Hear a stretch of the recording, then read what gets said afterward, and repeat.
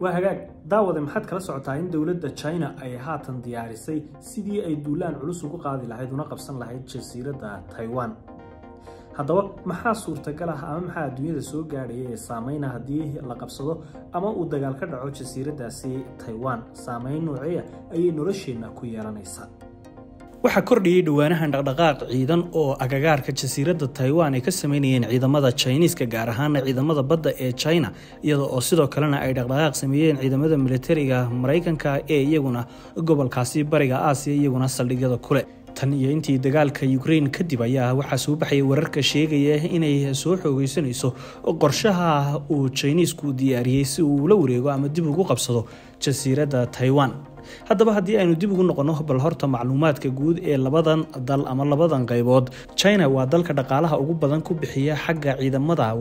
marka laga reebo dalka Mareykanka sidoo kale waa halka dadka ugu badan ay ku nool yihiin adduunka isagoo dadka Chinese-ka ahi ay gaadhayaan 1.4 bilyan oo qof waana dal kamid ah quwadaha dunida ee ugu waaweyn gaar ahaan shanta dal ee leh awoodda qayaxan ee fito 230 bilyan oo dollar ayuu ku kharash gareeyaa sanad kasta ciidamadiisa waxaana ka badan oo kaliya dhinacaasi dhaqaalaha bixinta dalka Mareykanka Taiwan iyaduna dhinaceeda waa dal dimuqraadi ah oo isagu si gooniyeyso maamula dadkiisu waa 24 milyan oo qof Taiwan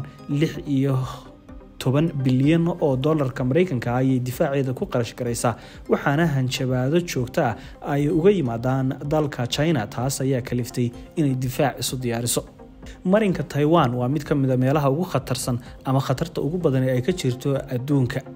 maxaa yeelay waxay cadow yihiin dalka China oo haysta in ka badan 2 milyan oo askari oo active ah ama iyagoo hawlgal u diyaara halka ay Taiwan ka leedahay 170,000 oo askari sidoo kale China waxa uu leeyahay 79 gujisyada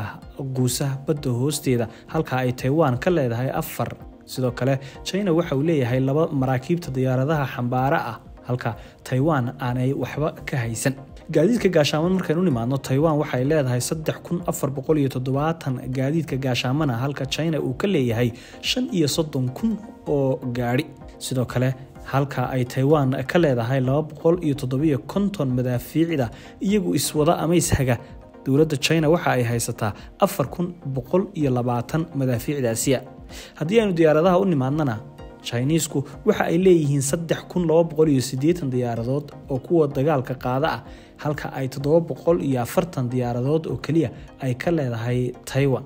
haddaba haddii isbarbardhigaas intaasi aynu kaga nimaadno Taiwan waxa ugu weyn ay ku tashanaysaa marka laga tago ciidamadeeda oo gaar ahaan kuwa badda ay si weyn u diyaarisay maadaama dhinaca ugu badan ee laga soo weerari karaa ay tahay dhinaca badda